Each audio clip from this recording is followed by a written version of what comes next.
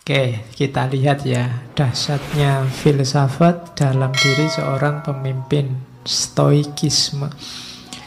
Ada tokoh barat yang meneliti filsafat Islam, namanya Joseph Van Es. Katanya Joseph Van Es, hasil penelitiannya tentang stoik ini sebenarnya epistemologi yang banyak dikembangkan dalam tradisi filsafat Islam itu bukan Aristotelian, tapi logika-logika stoik. Makanya bau spiritualnya agak kental. Kalau Aristotelian murni kan agak realisme. Kalau coba baca Al-Kindi, baca Al-Farabi, baca Ibnu Sina, itu kan bau spiritualnya kuat. Cara berpikirnya agak bau stoik. Ya silahkan kamu cari sendiri apa ya begitu. Oke, kita lihat ya. Di mana menariknya stoikisme khasnya Marcus Aurelius.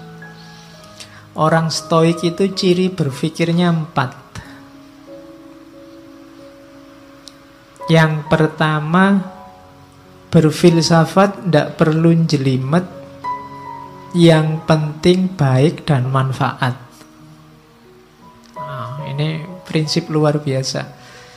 Kalau di kita kan kadang-kadang filsafat itu kalau nggak jelimet kan kurang filsafat. Filsafat itu harus rumit. Kalau tidak rumit, tidak filsafat. Prinsipnya stoik kebalikannya. Nggak ada gunanya perumitan-perumitan itu.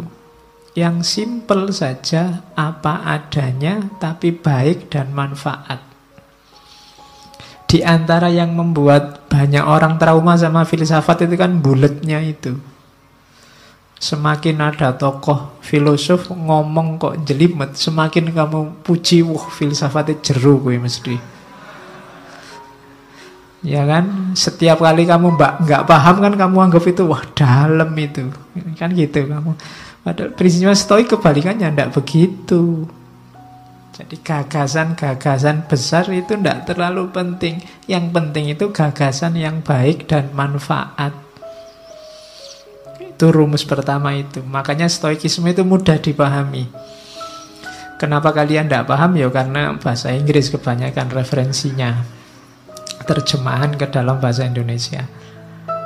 Yang kedua, stoikisme ini rasanya agak cocok sama dunia timur karena yang ditekankan dimensi internalnya manusia, dimensi dalamnya, dimensi ruhaniyahnya. Termasuk konsepnya tentang kebahagiaan. Orang-orang stoik meyakini bahwa bahagia atau tidak bahagia itu tergantung dirimu yang ada di dalam, bukan tergantung yang di luar diri. Kalau kebahagiaanmu kamu cantolkan pada yang di luar dirimu, percayalah kamu tidak akan ketemu yang namanya bahagia. Saya bahagia Pak kalau besok punya uang banyak. Kamu tidak akan ketemu-ketemu, karena begitu kamu dapat uang banyak, kamu pengen lebih banyak lagi. Kalau saya punya istri cantik Pak, mungkin kamu tidak ketemu bahagia karena yang lebih cantik dari istrimu besok pasti banyak. Ya mau kamu kawin, ya pas dikawini cantik, nanti lama-lama ya tua dan jelek. Yang lebih cantik pasti banyak. Kalau dasarmu hanya itu, kamu tidak akan ketemu-ketemu sama kebahagiaan. Kekayaan juga begitu. Maka katanya stoik, yang penting dimensi dalammu. Meskipun gak terlalu cakep, gak terlalu kaya, asal kamu puas, rela, ridho, bahasa agamanya, sudah cukup bahagia. Oke. Kemudian orang-orang stoik punya pandangan bahwa alam semesta ini kalau dalam agama yang ketiga ini namanya sunnatullah. Ada logos universalnya. Jadi alam ini ada sistemnya dan ada tujuannya. Kenapa kok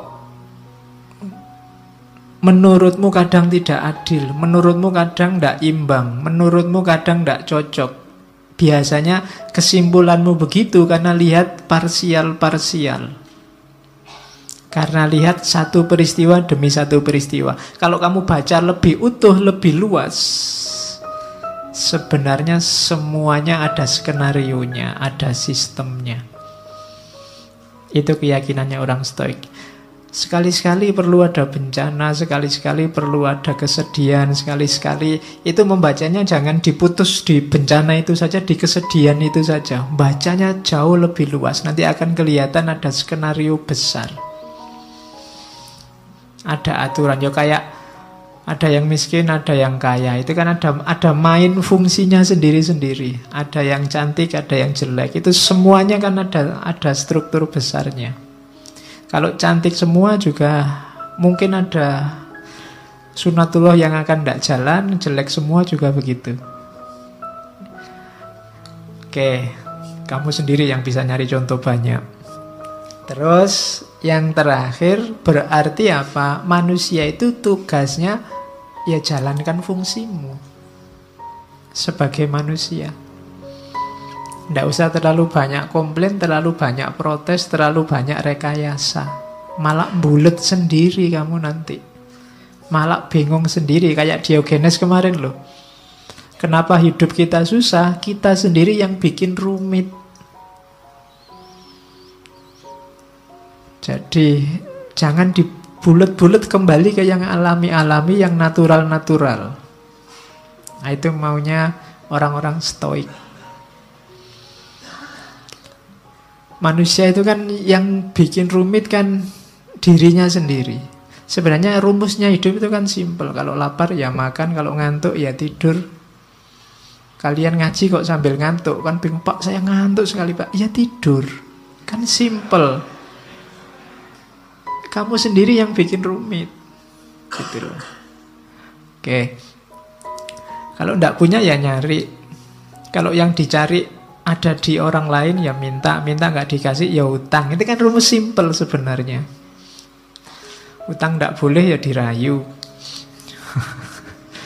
Ya, nggak bisa ngerayu yang ngerampok. Oke, jadi ada rumus-rumus simpel yang kita bikin rumit sendiri. Dan itu kadang menyusahkan kita sendiri. Jadinya nggak balance hidup kita. Hidup ini ada sunnatullahnya, ada rumus-rumus pakemnya. Ini 4 cara berpikirnya orang Stoik.